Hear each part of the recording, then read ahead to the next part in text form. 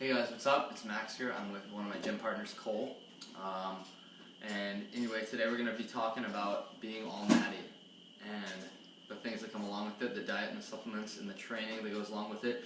I've been always more of a mesomorph, and he kind of leans towards the endo side of the scale, so he's going to kind of reach out to the people who might need to cut, a little bit in their diet and everything. So we're going to first go over diet, and what do you have to say about it? For me, I'd probably say that starting off, if you're more of an endomorph, I'd say start cutting carbs early. For me, I didn't do that from the start. I was kind of just go with it mentality of eat big to get big, and that didn't really go that well for me.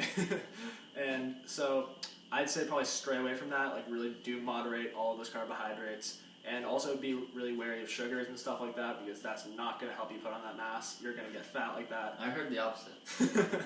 I heard that sugar was the key to building muscle, but I could be That's a fact, actually. Okay. Yeah, and And I heard that you could just live off these supplements. Is that right? Well, actually, no. From what I've heard, most supplements are absolute gimmicks, and Oh, really? I would really recommend not spending your money on these. Remember, a pound of chicken will cost you $1.50, and that's going to help you a lot more than a bunch of scoops of whey that you really don't need. Yeah, guys. So basically, I kind of mentioned it in my day's video this morning. If you saw that, probably not. So basically, so the things that I would immediately never try again. This is D-aspartic acid. Most of you guys probably have never even heard of it. I saw Callum Von Mager taking it, so I decided to get it today. Don't buy that. This is like cell mass. Really, the only things that I am going to take that I actually feel are worth the money are creatine. I think creatine works. Like there's proof. I also heard a study today that came out 3 days ago that it increases testicular cancer by the time. But who cares about that? We don't want to live that long anyway. Eat big, get big. Live big. This is really old. Pre-workout. I mean, I don't really need it, but they do help you to kind of break plateaus and stuff. Really just focus on your diet before you take supplements. I mean, I think if you take a protein in place of a meal, that's just a waste. I mean, you could be getting carbs and protein a lot.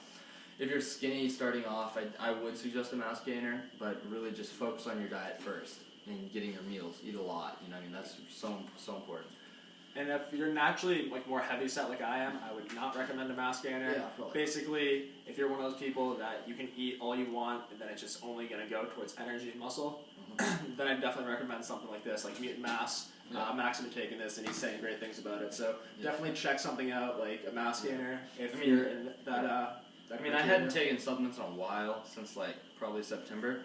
And anyway, but yeah, when you're looking at mass gainers, don't, if you see maltodextrin as the first ingredient, try to stay away. It's just kind of a sign of a cheap product. Also look for protein isolate if you're going to get it, over concentrate.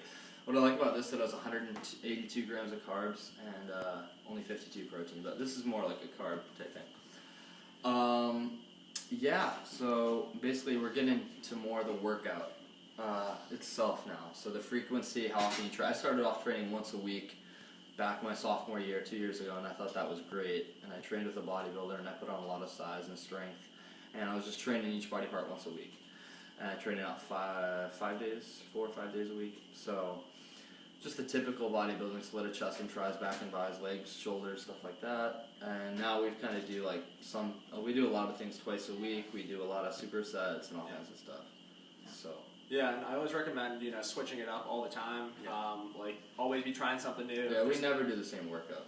Yeah, I mean, if you see a big guy in the gym, don't be afraid to talk to him, because he can definitely help you get your workouts on track, and then he can really help you perfect the exercise form, and then show you the little tricks and tips.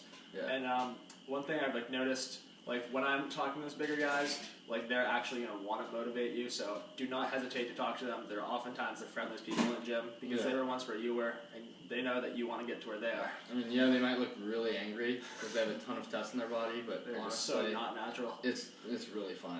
Even though they're not natty, who gives a shit? They're big. Yeah. And it's not like you can just take something and get big. So.